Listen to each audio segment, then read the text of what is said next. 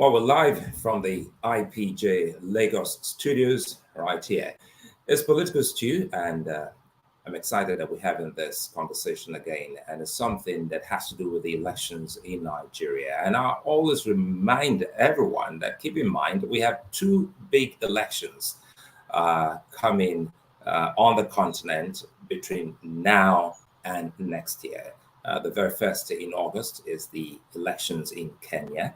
And of course, we also understand the dynamics in that particular election where the incumbent Uhuru Kenyatta is supporting the opposition candidate, Raila Odinga, against his vice presidential candidate, William Ruto. But this is not the Kenya election today. We're talking about what's happening in Nigeria. Joining me from Finland is Nigerian global affairs analyst, Sulaiman Abdul. Good to see you, and thanks for your time, Abdul. Thank you for having me. Well, thank you. And, the issues now in Nigeria is, getting to what you call a fever pitch. We've started seeing politicians, especially their followers, all getting busy online and, of course, offline. And for the very first time in the history of Nigeria, we are witnessing what you call heavyweights. Time was in Nigeria when it's always a two-horse race. But this time, some are saying it looks like a four-horse race, whether it is true or false. But again, the candidates are divided along regional and even tribal lines. Now, let us in on your thinking of what we've seen so far, looking at these candidates as major contenders. Well, thanks for giving me this floor to dive in on what's going on in Nigeria at the moment. It depends on how we look at it. If we say it's a four-horse race, then we're looking at the regions and the super heavyweights in those regions. Then if we say it's a two-horse race, we're looking at the people from the two major parties, APC and PDP, who are Bola Tinubu and Atiku Abubakar.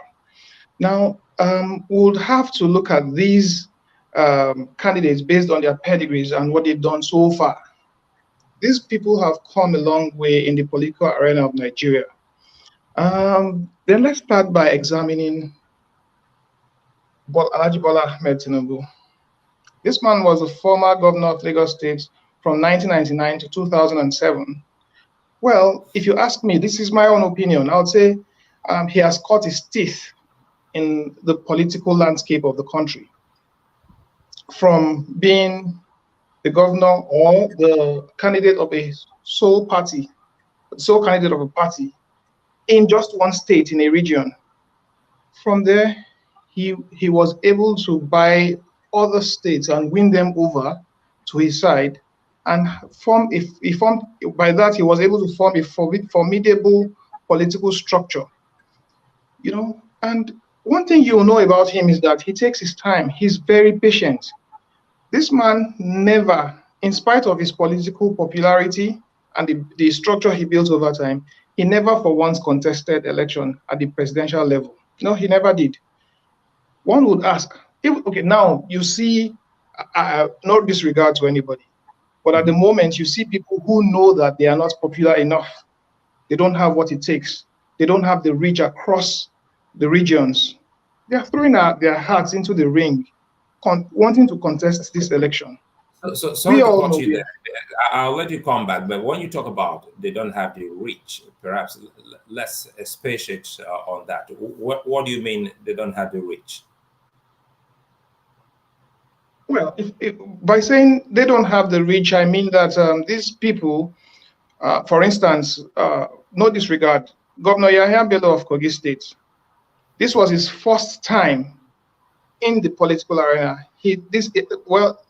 Forgive me to say that he's a newbie in the political scene, having just spent 4 years or 8 years in Kogi State. Seeing that his tenure is coming to an end, he's vying for the presidency. This is no joke. Nigeria's political arena is unique in its own self. You do not compare it to any other place. When you hear people, they tell you, this happened in France, Macron won election. This is not France, this is Nigeria. Miracles don't happen in the political arena of Nigeria.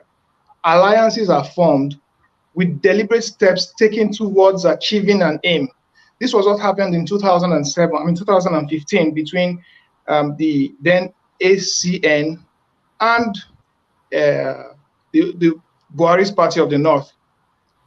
What's the name? Please, could you CPC. please remind me? Yeah. CPC. So, CPC. This was what happened. It was a deliberate move. These people calculated, they measured the popularity of Buhari in the North as against that of Ashiwaju in the Southwest. And they saw that with this calculation, they have something that can earn electoral victory. They did it. It was empirical. It was not a joke. It was no mistake. They did it and they won election. Now, going back to Ashiwaju, having built a formidable political structure that has delivered electoral victory over electoral victory. From the Southwest, he extended his hand of a handshake to South Edo State, and they won election there.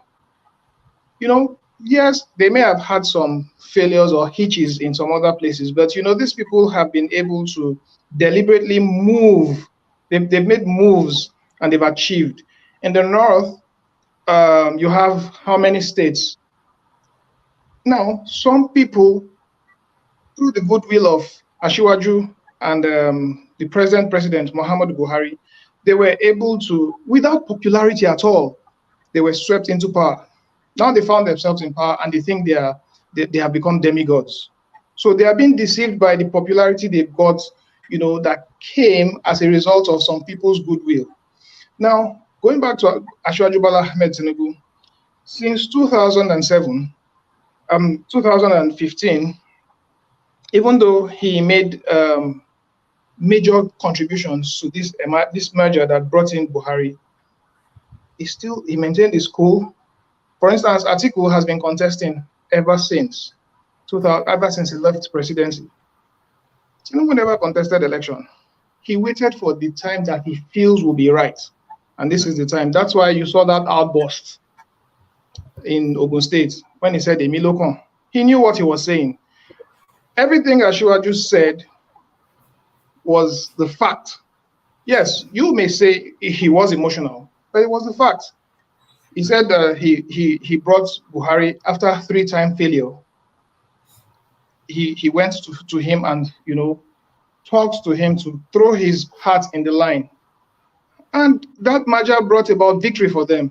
So he knew what he was saying when he was. Of course, I would like us to come back. We'll come back to the outburst, and now you've been able to paint a picture of how Bola Tinubu came on the scene, some of his earliest battles, and it's good to think that for the sake of time, you didn't take us into the military era when he became a senator, but vis-a-vis now we're bringing in another person who is the candidate of the People's Democratic Party.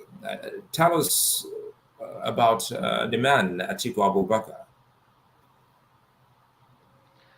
Alhaji Atiku Abubakar is not a lightweight politician, as we know.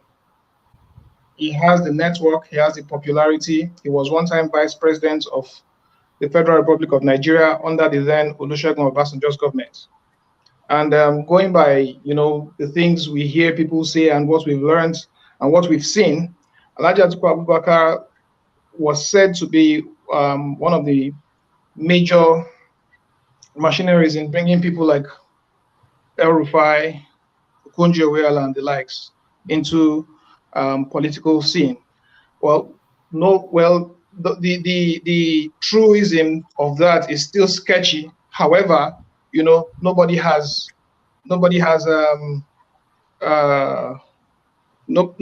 questioned it. Alhaji Atiku Abubakar has cut his teeth in the electoral scene in Nigeria, and you cannot argue that this man is dogged. He is dogged, he's focused, he has been in the race right from when he left the presidency till this very moment. Every electoral cycle he is contesting. He's not joking. He has the network, he has the money, he has the war chest, and he has allies like Saraki, Bukola Saraki, Dino Melaye. Those people are not to be toyed with when it comes to election in Nigeria. They are experienced. Bukola Saraki was a one-time senator and the Senate president of Nigerian Senate. Dino Melaye was a senator, was in the House of Reps. So these people are not to be toyed with. They know politics. But the question now is, how much chance do they have in the 2023 election? That's the question. No, we'll come back. We'll come back to that. How much we'll look at the chances, but we're not done yet. So I want us to also talk about Rabiu Musa Kwankwaso, who is the candidate of the New Nigerian People's Party, the NNPP. Musa Rabiu Kwankwaso was the governor of Kano State between 2003 to 2007. And within that time, he was successful in building a formidable political structure across the length and breadth of the northern Nigeria, the Red Cap Concorsia movement. Kwankwaso built a larger-than-life image of himself in Kano State, and that image spread across Kano. I remember one time I was living in the north, and on an ordinary day, not that you have a parade or a congress, you see people wearing the red cap, celebrating Kwankwaso.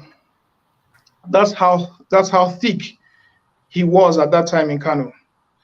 Even down to Lagos, places like Apapa, Mile 12 area, Agege, where you have a lot of Hausa people, you see them wear the red cap.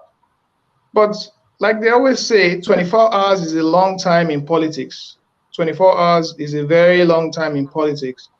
Kwankwaso has been out of the scene since he left the Senate.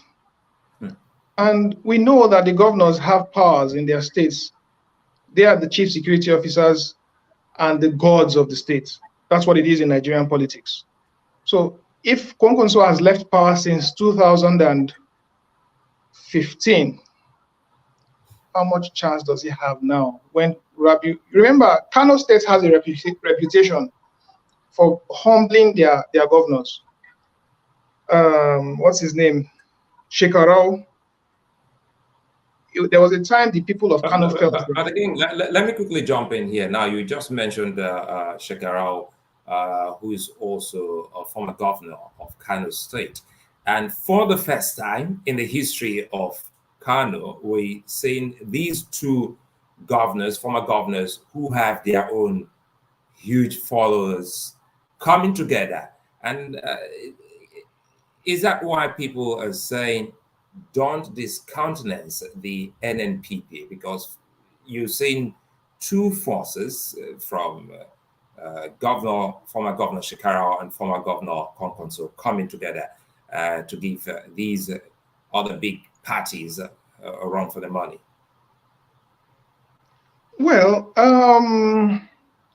the coming together, or if you like, alliance between Kwankwaso and Rabiu Kwankwaso, I'd say people never expected, because these two people were arch rivals. They never agreed on anything. If you check the political history of both people, they never agreed on anything. And Kwankwaso is a very, very proud man. He knows his onions and he stands by it.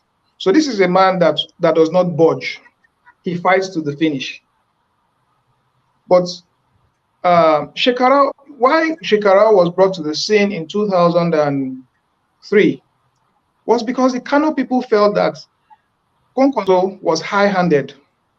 So they wanted to humble him, and Shekarau was a secondary school principal. they brought him from the secondary school and foisted him on Kano and made him the governor of Kano State. And if you care to know, originally Shekarau is not from Kano State, he's from Borno. But just for them to humble the then governor of the state, to let him know that the Kano people have the power. Kano has a reputation, just like Oyo State in Nigeria. Kano has a reputation for humbling their governors. Governor Rimi of blessed memory was stoned at some point. What's his name? Shekarau too. Then they brought Kwankwaso to humble him, or rather, they brought Shekarau to humble Kwankwaso. Now, and ever since that time, it became very tough between both of them. But right now, it's something that was never expected, for you to see these two people come together. And I am thinking it's because they have a common interest against the current governor of the state. But now, in 2015, please let me take your mind back to 2015. Before 2015, it was tough in Kano because the people of Kano State did not like the government. They didn't like the government.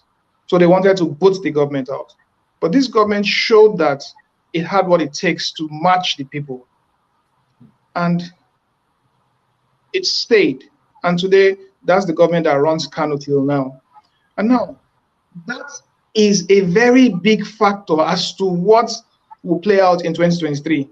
The governor is the king of the state, and he has the war chest. He has everything to his favor.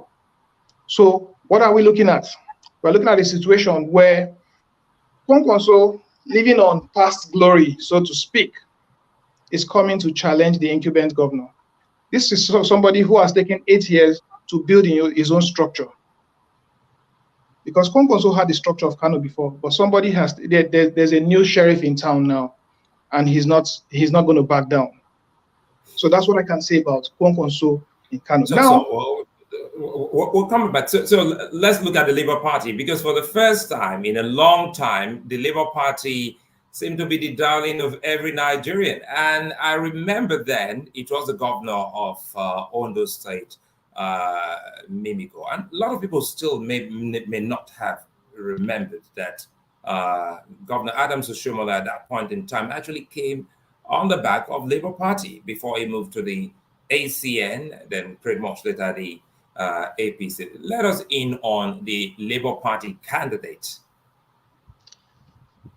That's actually is what has brought ingredients to the 2023 election. And so that's the spice. Yeah, exactly. That's the word. Now, it makes it more interesting because, like you said, this is the first time we are having a 3-horse race situation in a presidential election in Nigeria. But then it now depends on how you see it. Perspectives are quite different on this matter, and you have divergent views. Yeah, and Peter Obi, no doubt, people have been prepping him for this for a long time, because the Igbo people from the Igbo extraction feel that it is our time to have a shot at presidency. Well, they may not be wrong. Well, they are not wrong. If you say we are one Nigeria, then I think everybody deserves a shot at becoming the president of Nigeria. However, do we know what the political landscape of Nigeria is, or we're just getting emotional? Like you said, the earliest we can remember was that Abdurrahman Mimiko, rode to stardom, or if you like, governorship through that platform. And after then, what happens? He dumps the party because he felt the party was of no political value to him anymore. The party does not have structure and did not have structure beyond that point at that time. And after that time, still does not have structure till today. But, the penchant for wanting to gain political traction has led, because, of course, Peter Obi saw that he stood no chance against an Atiku. He's a smart man. These people have run this show for a long time. Okay, look at 2015. Atiku, at the nick of time, moved from 2019, moved from APC to PDP and still got the presidential ticket. Is that a person you stand a chance with?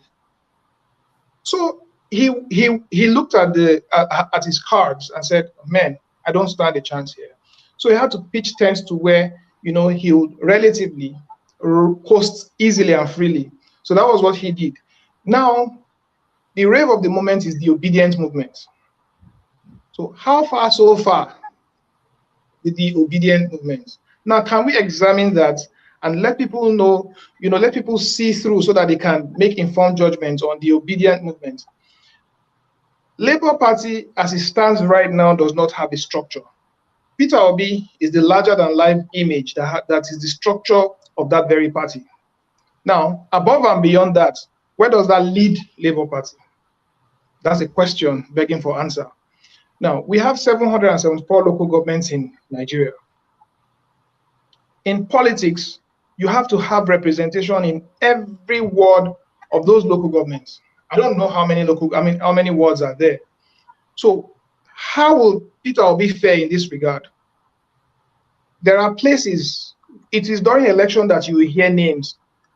I wonder if you've heard about Ogori Magongo, if you've heard about Yamoye, if you heard about Malum Fashi.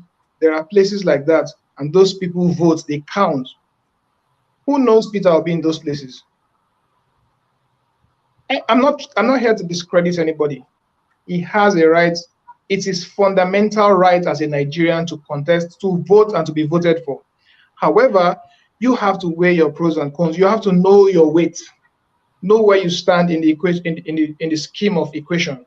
Now, we have 9 months before the general election. Just 9 months. Is it within these 9 months that the Labour Party will form, or rather, will build a construct that will give us that formidable structure upon which they will stand to coast to victory in 2019? It's not about emotions. It's about strategic thinking. We have to leave that place of emotion and rise to the pedestal and start thinking, okay, is there enough time? Does your party have the structure? Does your party have representation? The North. It will interest you to know that there's an unspoken kind of frenemy kind of relationship between the North and the Southeast. Unspoken. When you say yes. frenemy, break it down for us, please. Good. Yes, for the purpose of good coexistence, you don't say these things out. But there's a mutual distrust when it comes to politics between the North and the Southeast. Here, I like to say that the Southeast has still not gotten over the hangover of the Biafran War. And that affects, they've not gotten over the hangover of the Biafran War. So it affects the psyche of the Southeasterners when it comes to politics of Nigeria. So they have to learn to build bridges across the Niger and extend their handshake to the Northern brothers. It's mutual. It's mutual. These two people have to come together so that there's mutual trust. Because for how long is this going to continue if we say we are Nigerians? If we say we are Nigerians and there's mutual distrust, although this is not being spoken out. You remember after the 2015 election, there was a leak, an audio leak between Shetima and the former governor of Oyo State of blessed memory. There was an audio leak. Okay. Yeah, and Shetima was telling Ajimobi that these people can go. They can go with their oil. They can drink it. We'll form a business alliance between the North and the Southwest. We have the food. What is oil? We have the food. We will ship our food to the Southwest and export to the outside world. Now, that tells you, if a politician of that stature is saying such a thing, it tells you what resonates in the minds of these people. And the Southeasterners feel the same way. It's mutual. But nobody comes out to say all these things. So the Hausa man, you have 19 northern states. Is the Hausa man going to give the Igbo man his vote? Without the northern votes, how do you want to win election in Nigeria? But That's again, the question. the excuse me, the campaign is on already, and we've seen, you know, a lot of people, perhaps the Labour Party, making incursion into northern Nigeria, making incursion into a lot of places. The I mean, social media is agog and awash with the obedient movement, and you still think that this doesn't amount to, you know, some electoral gains? I'll tell you something.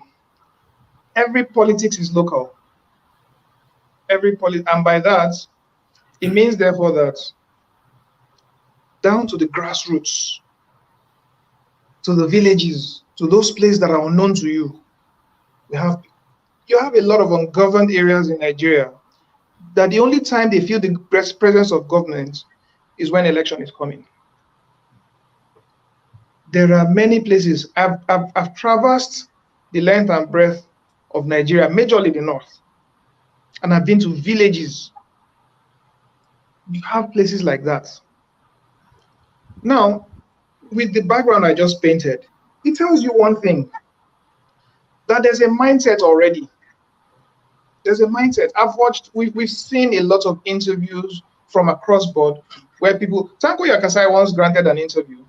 You understand? And he spoke in plain truth. He said, the Igbo people are not ready. You cannot be playing politics of, bitterness and complaining that they didn't give you a chance to triumph. Nobody gives power. Power is fought for. Yes, by political calculation, you would say that since 1999, no Igbo man has ruled Nigeria, which is true, and they deserve a shot at it. But just like Bola Tinubu once said, power is not served a la carte. You work for it. I could remember Bola Tinubu started making his sojourn into the north, forming alliance. He was going across the north since early 2021. I could remember he was extending his hand of, a handshake to the northern brothers. And these people, he did it so much so that they were able to earn his trust. Now look at the election going on in Ekiti today. Bola Tinubu was there. Now that's a morale booster for the candidate, for the party, and it shows that okay, we have somebody at the top, or rather somebody at the high echelon of the party who's interested in our welfare. I don't want to mention names, but other presidential candidates were nowhere to be found. At a time when it is important for their representation to be shown on ground in a place where there's election going on.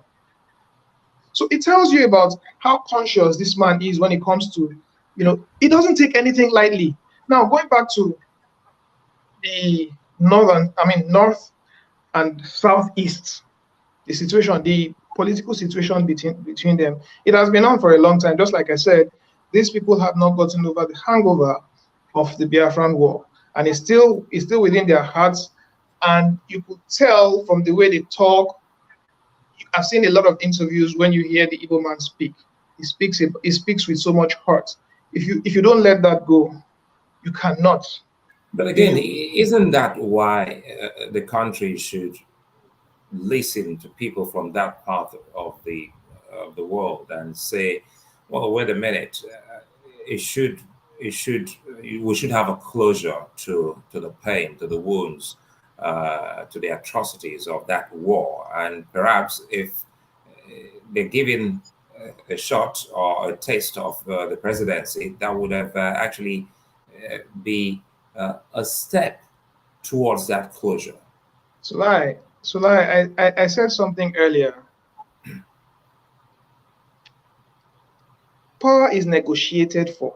You negotiate for power. You see, it's about now. It is ordinarily supposed to be the turn of the Igbo man. Ordinarily, not, But then, how far have they fared? Have they worked towards it? In the thick of election, electioneering campaign, Peter Obi came up and said, okay, although Bola Tinubu, let me go back to him, did not come out to categorically say that he was contesting for election. But you saw he was making inroads. Every other person came in 2022 to start talking about 2023. It's late already. Now, going back to healing the wounds of the Biafran War, it takes beyond pity. It goes beyond pity and say, oh, let's give these people power. How willing are they? They are equal stakeholders in this very contraption called Nigeria. They are equal stakeholders. And therefore, they must learn to, they must, I'm sorry, I have to be very blunt here. No, it's fine. It's fine. That's one thing about political stew online. Yeah. We said we're not pulling anyone down, but again, we must be able to be objective, to be seen to be objective. It's your views, so go ahead. The Igbo people have to learn to work in a multi-ethnic society and understand that it is through alliance that political relevance is won. It's not by pity. It's not by expecting people to think or believe that you deserve this and they give it to you. Political power is earned. It's not based on So now let's start talking about because we have about 28 more minutes to wind down. Let's start talking about possibilities of any of these candidates winning some states or winning some regions. The dynamics are amazing. Listening to you paint this picture, it tells one thing. What's on social media doesn't look as same as what you painted already. So I like to start from the very bottom where we ended. Looking at your analysis, the Labour Party now, I try to look at the parties. What kind of gains or how many states, especially in northern Nigeria, do you see them winning? Rather than give a point blank answer to that question, I like to give a broader analysis to it. Please permit me. The Southwest. Mm-hmm. Look at what has happened in Ekiti State today. That was a solidarity move. There's a build-up to the 2023 election. So we must hold our own. We must hold our own, in preparation to 2023. So now the Southwest has an obligation to ensure that they deliver to Ashiwaju. So even if for nothing else, you see that it is an obligation that APC has to clear the whole of Southwest. Now, there are swing states, but for solidarity purpose, one purpose. It is incumbent upon them to come together and forge a common front to see that, because it's about numbers, and the numbers count to become a whole in the equation at the national level. So they must deal and give and deliver maximum number to the center. So I'm afraid that even Oyo State may be lost to APC. Because that's a PDP state. Yes. No, Oyo State is not a PDP state. Oyo State is a swing state in the Southwest. Yeah. You have the major APC states are Lagos, Osun, Ogun, and Lagos, Osun, Ogun, and those are the three major states for APC. Oyo is a swing state. Ekiti is a swing state. Ondo is a swing state. Those three states are swing states. But because of solidarity and the Southwest thing, those states are usually won most times by the APC. If you check, those three states are the states that have been, won by both APC and PDP over time. Those are swing states. But because of the, popularity of APC in the Southwest, so it's more likely that those states go to APC. Now, go to the Southeast. Of course, Peter Obi will cannibalize some votes in the Southwest. Yes, because the obedient movement is there, majorly Lagos, and with the social media hype and all that. But one thing must be known: elections are not won on social media. No, every election is local. Politics is local. The people you are fighting against have built formidable structure over time that are capable of delivering electoral victory time after time. They don't joke. There is hardly a local government you go to in the Southwest that does not know Ashiwaju, that does not have APC representation and PDP. But of course, because the Omoluabi thing, so it's making Southwest tilt towards APC. Now, that aside, let's go to the South-South. The South-South is a very, very interesting place. Akwa Ibom, Cross River, Rivers, Edo, Delta, those 5 states. Akwa Ibom, Rivers, and Cross River, those places are PDP. There's no contest there. They are PDP states. This was why some people like Rabiu suffered defeats in their senatorial ambition in 2015 because they defected. It was a wrong political calculation. It was about the people, not your own personal ambition. Now, those places are PDP. Now, you must understand that they are sentimental when it comes to this, when it comes to the issue of election in those places. They believe that the North is their enemy. So you pitching tent with Buhari made you lose the election. Even though Akpabio did exceptionally well, relatively, he still lost the election there because it's about sentiments. No joke there. Now, so those 3 places, those 3 states I just mentioned, they are largely PDP states. Now, going to Edo is a swing state too. But usually it swings in favor of APC. But let's see how it goes in 2023 because there's a lot of factors in the equation right now.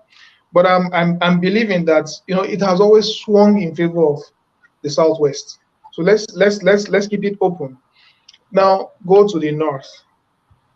Kwankwaso will only cannibalize votes in the North. He, let me call him. Is that all?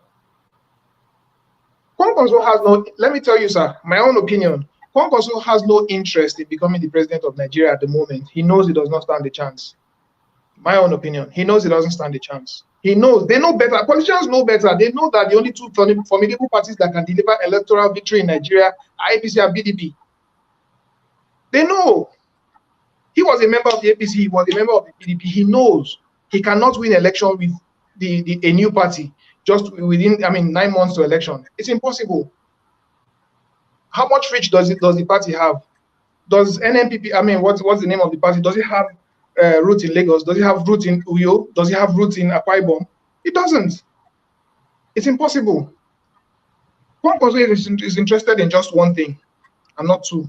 His aim is one thing. He's fighting for the soul of Kano. He wants to displace Ganduje, and he will do anything to get that. But Ganduje is ready for him too. So it's a titanic battle there. He's not interested in presidency. Kano is his interest. Because Kwankwaso, like I said earlier, became a figure to reckon with in Kano. And 8 years is a long time. 24 hours is a long time in politics. He left for 8 years, and this guy has built structure over time. Kano is his forte. Kano is his turf. Now somebody else is reigning supreme in Kano. So he will only succeed to cannibalize votes in Kano, Jigawa, Katsina, to an extent Kaduna. That's just as much as he can do. But, you know, the race is between APC and PDP. Then the Southeast, there's no assurance that Peter Obi will clear the votes in Southeast. Peter Obi may clear the votes in the capital cities and major cities of the Southeast. But when you go into the hinterlands, does Labour Party have structure in the Southeast itself? That's the question. It's expensive to run election. It is very expensive. Can you pay delegates and agents in those places? It's impossible. They don't have the money. Alhaji Atiku Abubakar has big time associates. They have the watchers to spend this money. They have the money. The Labour Party does not have the money. The money is the oil money is the oil that greases the machines of election. It is not a joke. It is no joke. So, in all of this, can the Labour Party win any state in northern Nigeria? It is practically impossible. Practically impossible. They don't have what it takes. They don't have the structure. It's impossible. And besides having the structure, or rather besides not having the structure, the Peter Obi is not a candidate that will sell to, you can sell to the Hausa man, you can sell to the northern, the northern citizens of Nigeria. Unfortunately so. Well, I have this question here coming in from Fortune, and Fortune is watching us live from Austria, and he's asking, why is Peter Obi and Tinubu not pairing to generate votes that are required to secure what the South and the Southwest have suffered for more than 6 years in a decelerating development? Why? The North will play their regular secret plot, where they will mobilize their supporters for one candidate to win, leaving these two Southern and Western dreamers to continue in a deep slumber. And he ended up by saying, make people open their brains and minds to think. So that's a very, very interesting question. I never expected that. You know why? Because usually people show too much emotions when they talk about elections in Nigeria. They just want to tell you that my candidate is better than this other candidate. But you see, the unity of the South is paramount in advancing a new frontier for political advancement. Having said that, it seems very, very sketchy and somewhat impossible for that to be achieved, because there's this sense of entitlement that comes to play when you talk about politics and power. Now, the Southeasterners believe that it's our time, and Asiwaju too, in his himself, believes that he has cut his teeth and he has immersed himself in the political progress of the Southwest. So now it's a two-way thing. I deserve it. That's the Southeast. Emilokon from the Southwest, from an individual. Now it's a game of interest. So it now boils down to who wants it more. Excuse me. It boils down to who wants it more. So it's that factor that will now determine how much you put in to fight for what you want. And I don't see the Southeasterners putting in enough to fight for what they want. Asiwaju has been dogged about it. He's been traversing the length and breadth of Nigeria since last year, before anybody could even talk about politics. So it begs to one thing. The Igbos, or rather the Southeasterners, should come together and think politically. They should think politically, not selfish. Remember in 2015, Alhaji Atiku Abubakar, when he picked Peter Obi as his running mate, Ohaneze Ndigbo condemned that move. saying that consultations were not wide enough. Somebody has picked your own son, and you are saying they didn't make consultations enough. They would have preferred somebody else. Perhaps that was what they meant. So, against the tide, Oshibajo emerged as the running mate to Buhari in 2015. I mean, in 2015. Against the tide, the Southwest threw their weight behind him. Nobody, if Oshibajo was not a national name, no, people barely knew him. But because they felt this was our son, they threw their weight behind him. Now about one of the most popular names in the Southeast, based on track record and what he has done, was picked as a running mate, and people were complaining that they didn't consult them enough. Can you imagine? Now let's talk about running mates. Even though some parties have said, well, we may, at the end of the day, substitute just to beat INEC deadline. Let's look at the vice presidential candidates, starting with the APC. Who is this gentleman called Masari? Well, certainly not the Masari everyone. No, and that's the amazing thing. Politics is full of twists and turns. It was an exigent decision to, just throw in somebody so that, they beat the deadline.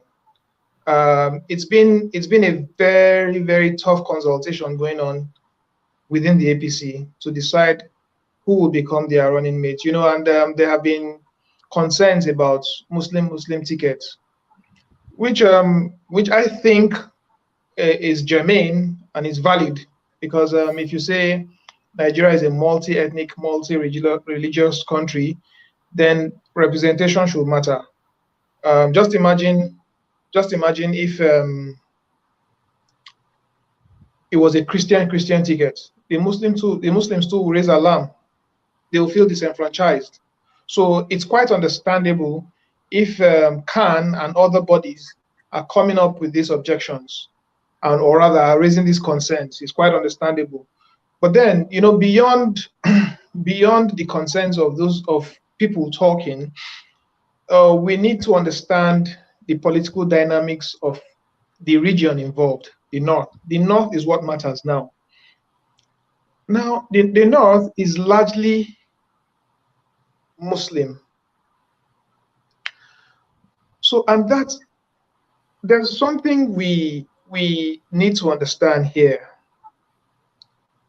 Religion and ethnicity play a very, very pivotal role in Nigerian politics.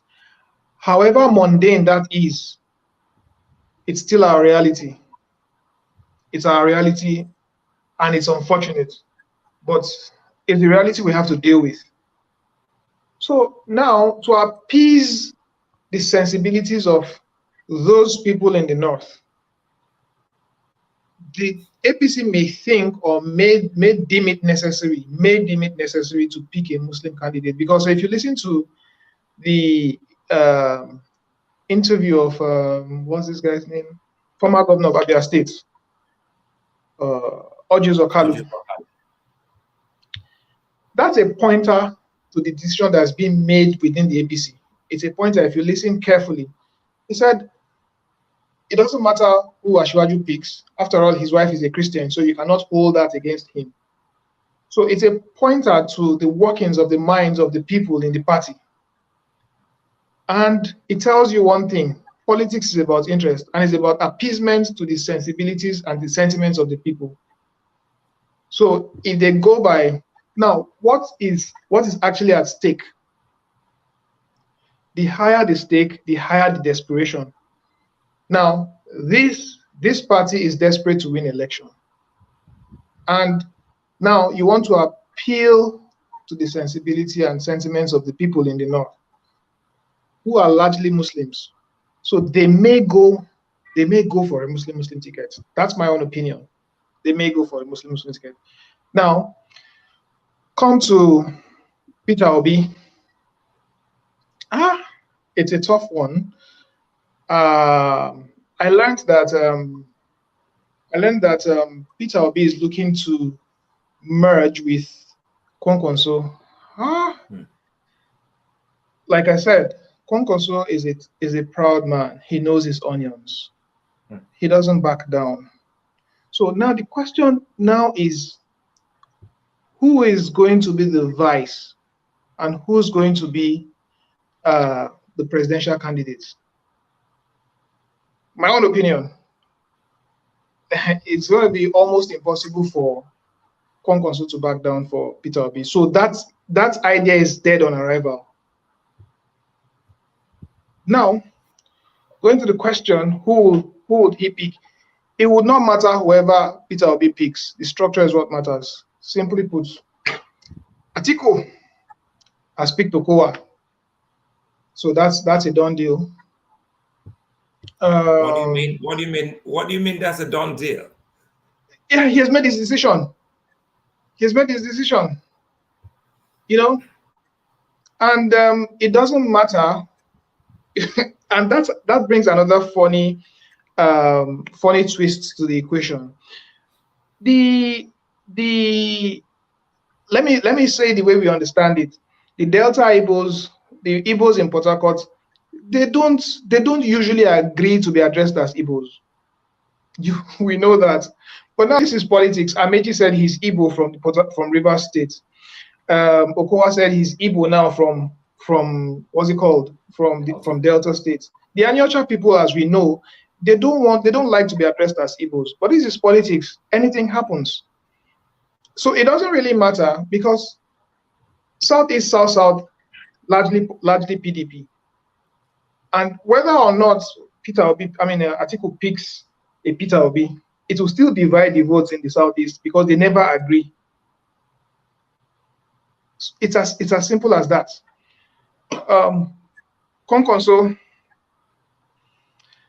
who would Kwankwaso pick? Of course, he would want to go for a Southwestern candidate. Reason is that votes already, as it stands now, the votes are cannibalized in the Southeast. Does it stand a chance in the Southwest? No. But, I think I was too fast. What about the movement we're seeing in the Southwest? Are you saying it doesn't amount to something political? The Sulai, social media.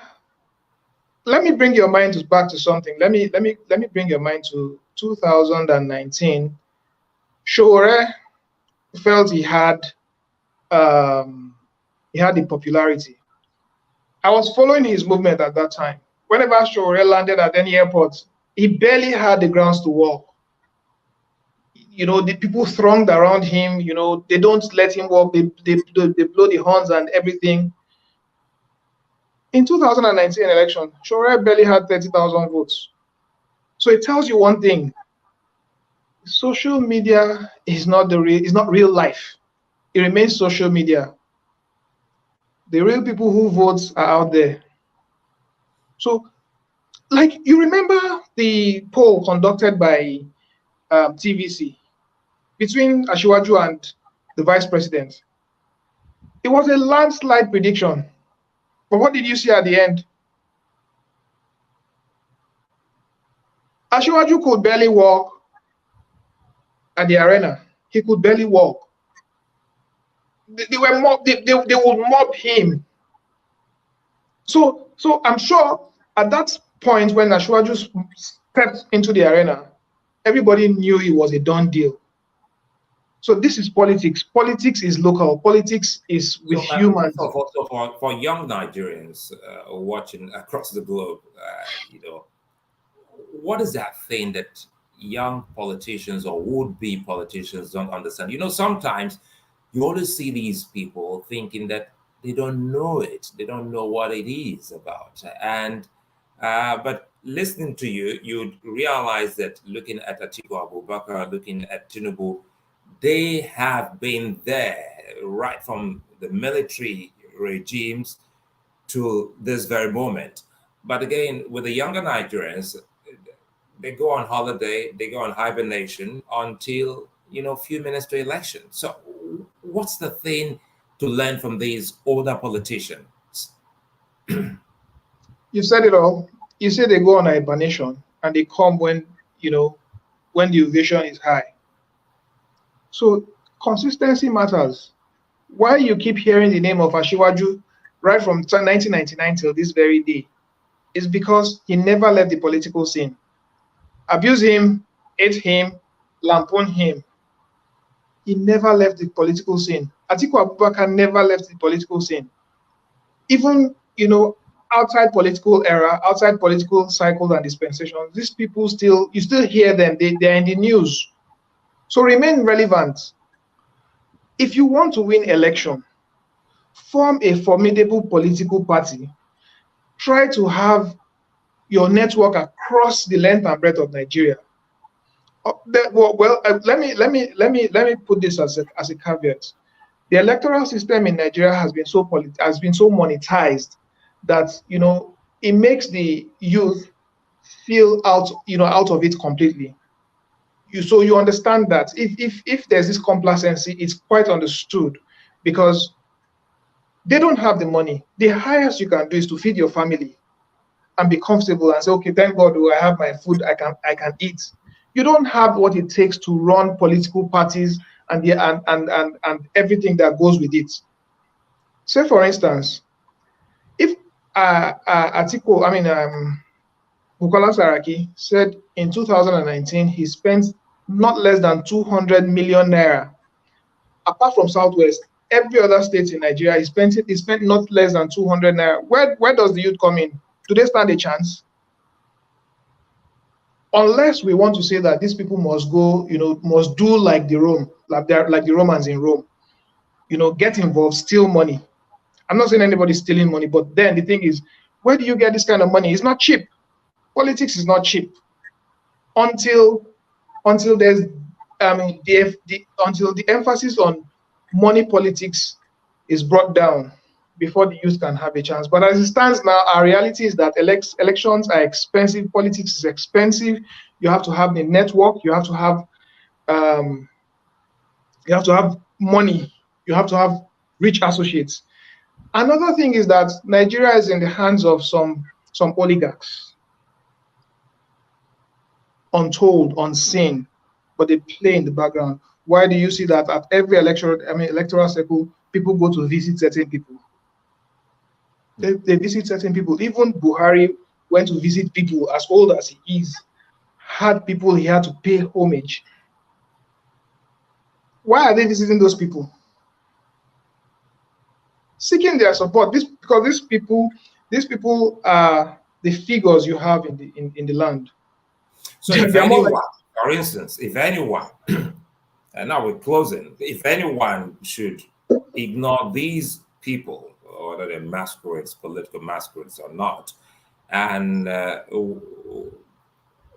won the election and decided to do some of those fantastic things by fighting corruption, ensuring that there is no leakages, how is he going to get support? Please rephrase that question, please. If anyone ignores, these people, visiting these people or these very popular and very powerful people and won the election ultimately and decide to do the bidding of the people, cut leakages, fight corruption, fix a whole lot of things for the people, what do you think will happen? You see, Sulai, that's a very funny question. The Nigerian situation can only be compared to the Nigerian situation and no other situation. In other parts of the world, you see, like in France, Macron won election. In Ukraine, what's his name? This president Zelensky won election from obscurity. That will not happen in our time in Nigeria. No, because Nigeria is in the hands of certain persons, and those people have a very pivotal role to play in who becomes the leader of Nigeria. So take that to the bank. If you ignore them, then it's detrimental. It's detrimental. We cannot be thinking of a Shangri-La when the ideals are not there. If we think in the ideals, we'll be getting it wrong. We have to think of our reality, not ideals. I'm sorry to say this, but the people who are the apostles of the obedient movement are thinking of the ideals. Of course, that's what we are supposed to be, ideals. But we have given up on the idealistic thinking. Why? Because we know our own reality. It doesn't work like that. Yeah, we know our reality, and our reality is such that there are certain persons who, okay, for instance, let me even bring something to your mind. You have the likes of Otedola, Dangote, and a host of others, in the Nigerian business industry. These are the captains of the industry. Permit me to say that these people haven't done, these people are handed wealth. Okorocha from way back became rich under Babangida's government. These people are favored by government to serve their interest when it matters, because Nigerian political oligarchs do one thing. They look at the lots and enrich a few of them. Okay, then they bring you close to themselves. Now, it is not in your own interest. It is in their own interest. So when they do that for you, you have to serve their interest, serve their bidding when that time arises. Now, the likes of, I'm sorry, please give me some time. I know we're the likes of Otedola, Dangote, and those captains of industry. You think they're just quiet? These people sponsor elections, and it's about interest. Okay, now they are doing their permutations as it stands right now. Okay, who will serve our interest in 2023? And if we support this candidate, what do we stand to gain at the end? Okay, this person seems like a very good candidate, an obedient, let me use that word, let me borrow the word, an obedient fellow. Okay, if we throw our weights behind him, and I think, it's my own opinion, I think they go, behind closed doors and they meet with these people. So, okay, what do I stand to gain in your government? Okay, I'll give you this, I'll give you XYZ. Okay, we'll support you. So it's deeper than deep. I see the picture you're trying to paint, but again, I think we'll leave it here. Looking at the candidates will not stop here. We'll speak with other great minds, or and we'll bring you back again to speak with us. And I know Finland is 2 hours ahead of Nigeria, so we want to thank you for your time. It's past midnight. Your time in Finland. So I want to thank you for your time. So thank you, Abdul Sulaiman, for being such nice company, speaking to us live from our political studios in IPJ, Lagos, Nigeria. And of course, to our technical teams across in UAE, in the UK, and of course, the US and Lagos, Nigeria. I want to thank you for being there for us. And for everyone watching, thank you. And from time to time, we'll be having this conversation. And one thing about political studios is that life is about politics. So no matter what you do, we'll bring you on the show. And we're hoping to bring the candidates very soon on this platform. Once again, Abdul Sulaiman, thank you for your time. It's been a nice time with you. Thank you for having me. Well, that's it on the show. Bye-bye. Bye.